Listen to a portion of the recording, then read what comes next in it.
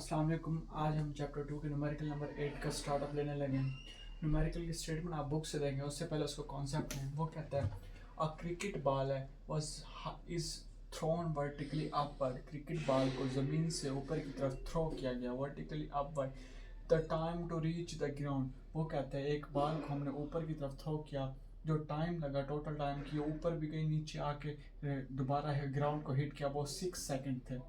दोबारा से सुने, उसने कहा एक क्रिकेट बॉल को हमने ज़मीन से ऊपर की तरफ थ्रो किया तो जो टोटल टाइम लगा वापसी नीचे आके ग्राउंड को हिट करने का वो 6 सेकंड लगा। वो कहता है कि हमें फाइंड करके दो मैक्सिमम हाइट, फाइंड करके दो कि कितना ऊंचा बॉल गई, और दूसरी वो कहते हैं इनिशियल वेलोसिटी हमें फाइंड करके दो कि बॉल की इनिशियल वेलोसिटी क्या थी। ठीक है, अब हम सोल्यूशन की तरफ देखते हैं। सोल्यूशन की तरफ हम जाते हैं इसके, तो हमें पता है हमें पता है कि हमने हाइट फाइंड आउट करने के लिए सेकंड इक्वेशन का यूज़ करते हैं।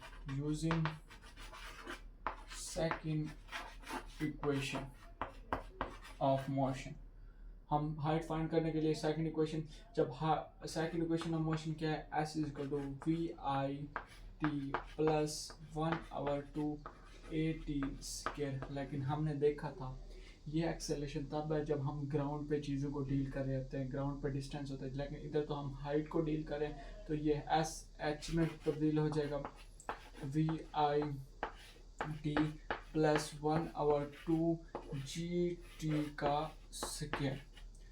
इस फार्मूले से हम हाइट को फाइंड करेंगे।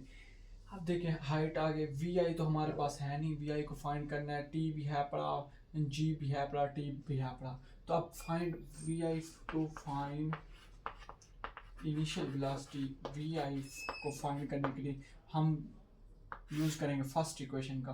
फर्स्ट इक्वेशन देखें, V F is equal to V I plus A T. लेकिन यहाँ पे हम हाइट को डील करें तो ये जो एक्सेलरेशन होगा ये क्या हो जाएगा, जी टी हो जाएगा। हमें पता है जब बॉल नीचे से ऊपर गई तो ऊपर कुछ सेकंड के लिए रुकी तो उसकी फाइनल वेलोसिटी क्या होगी हमारे पास, 0। इनिशियल वेलोसिटी हमारे पास आ गई, जी टी हमारे पास ग्रेविटी की वैल्यू क्या होगी, 10। ग्रेविटी की वैल्यू 10, लेकिन बॉल ऊपर की तरफ, ये पीछे न्यूमेरिकल में हमने देखा कि वर्क अगेंस्ट द ग्रेविटी हो रही है, तो जी की वैल्यू यहाँ पे हमारे पास आ जाएगी नेगेटिव। अब टाइम कितना लिखना है, अब ये देखो यह चीज़ यहाँ समझने वाली चीज़ है। उसने बताया कि 6 सेकंड जो लगे वो बॉल ऊपर गई फिर वापस आके ज़मीन को टकराई, टोटल टाइम बताए। तो हमने तो यहाँ पे फाइनल वेलोसिटी को बताना है और मैक्सिमम हाइट कब मैक्सिमम, जब बॉल ऊपर गई, ये मैक्सिमम हाइट है। वापस आ गई फिर तो हाइट नहीं, तो बॉल को ऊपर जाते वक्त कितना टाइम लगा, 3 सेकंड का।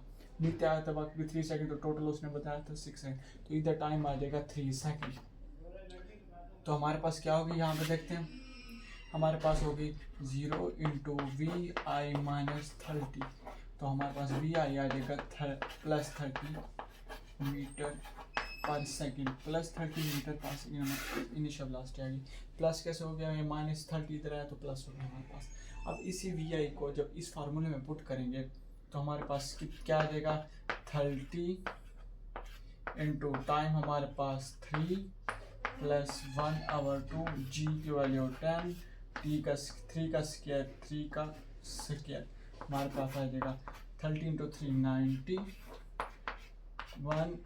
1595 हमारे पास आ गया।